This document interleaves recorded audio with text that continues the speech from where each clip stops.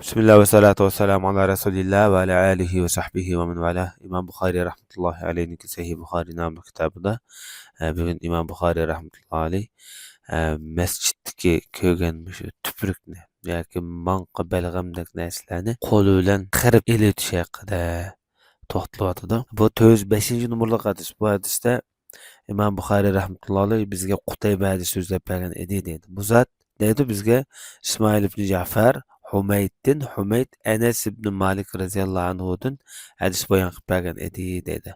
Bu ravilarning hammasi tarjimalar boshida o'tgan. Hamda Hazrat Enes radhiyallahu anhu deydi, haqiqatan payg'ambar sollallohu alayhi vasallam qiblatamda bir nuhamani ko'rdi. Nuhama degan yoki balg'am yoki shu manqa. Bu ish Rasulullohga ig'ir keldi.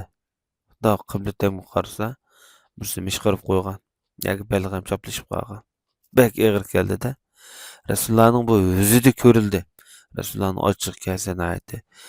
Qizirib ketadigan, chiroyi chiqadigan ish bor-da. Shunda payg'ambarimiz darhol qo'pib, qo'li bilan u manqani qirib tatlab ilib va undan mundoq dedi. Sizlarning biringlar namozga turgan vaqtida o Parvardigori bilan munojat qilib so'zlashidi deydi. Parvardigori bilan munojat qiladi.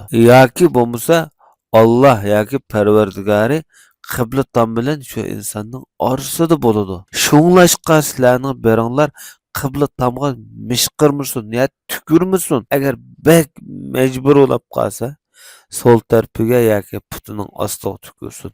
Qibla tomga udul tukirmasin. Anda payg'ambarimiz o'zining ridosining uchini elib, uni g'asal tukirib, bir-biriga qaytirdi. Ya'ni qaytirdigini ulayotdi-da uni. Va mundaq dedi. Mundaq qilaversin bo'ladi. Demak bu hadisda shu Allohningki beyti bo'lgan masjidlarga tukurishninki bu Allohning beytiga bo'lgan bir ihonat ekanligi va shundaqla musulmonlarga namoz o'qiyotgan kishilarga bir azor ekanligi bilinib turibdi. Albatta undaq bir narsalarni ko'rgandan keyin insonniki qalbi yoki nafsi shurkinidi yoki jiroqlashidi. Shunlashqa bu yerda texmi bir ixlosni voyaga yetkazish, Allohga bo'lgan hurmatini texmi oshirish uchun bu yerda qibla tomga tukilmasin deb payg'ambarimiz bunday avvaldan aytdi. G'azabli holatda to'sqinlik bilinib turibdi albatta bu yerda. Kimda bir odam bo'lsa, bir cho'ngroq oldiga kelib bir odamning oldiga tukurolmaydi inson. Uning oldida Xudo tug'an vaqtida u o'ziga loyiq sifat bilan albatta bu hurmatsizlik bo'ladi. Hamda 406-numaralı hadis kelganda İmam Bukhari rahmetullohi alayh bizga Abdullah ibn Yusuf hadis so'zlab bergan edi. Dedi bu zot dedi bizga Malik xabar bergan. Malik Nafi Abdullah ibn Umardan bayon qilganda bu ularning tarjimalari boshida o'tgan buyuklar. Payg'ambar sollallohu alayhi vasallam qibla tomda bir tuprukni ko'rdi-da, tuprukni bunday qo'li bilan tatlab ilibdi. Andan kishilarga oldini qilib yuzinib turib mundoq dedi.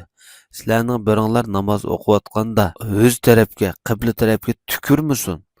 Alloh taolo shu musulmonning namoz o'qiyotgan kishiniki namoz o'qiyotgan holatida shu oldi tarafida deb ta'riflagan. Tushuncha bergan. 407-numaralı hadisda İmam Bukhari rahmetullohi alayh Abdullah ibn Yusuf hadis so'zlab bergan deydi. Bu Abdullah ibn Yusuf tanisi İmam Bukharining mashhur ustozi bo'ladi. Bu kishi deydi bizga Malik xabar bergan. Malik Hisham ibn Urvadan. Hisham ibn Urva dadisidan. Urva ibn Zubayrdan. Urva ibn Zubayr o'zining ommasi Oyisha onamiz Ummul Mu'minin bayon qilgan bo'lib, payg'ambar sallallohu alayhi vasallam qibla tomda manqani yoki bir tuprukni yoki bir balg'amni ko'rib qolib, uni tatlab ilib o'tgan deb shundoq degan. Demak, ham yuqorqi hadislarda umuman ilib o'tgan vaqtida qibla tomga tukurish bo'lib bu namoz vaqtida bu xatarlik bir adabsizlikni bildiryapti. Bu namozlik holatda, lekin hamda namozning sirtida qibla tarafga qarab tukurishning o'zi o'lim olam makruh deb qaragan. Lekin namozda ig'ir bu. Bu hurmatsizlik. Masjidga tukurish, qibla tomga tukurish bir xatarlik, bir adabsizlik, ammo lekin namozda texmi buniki jinoyat ig'irroq bo'ladi. Bugungi darsimiz musharak bo'lgan va sallallohu alayhi va Muhammad va ala alihi va sahbihi ajma'in.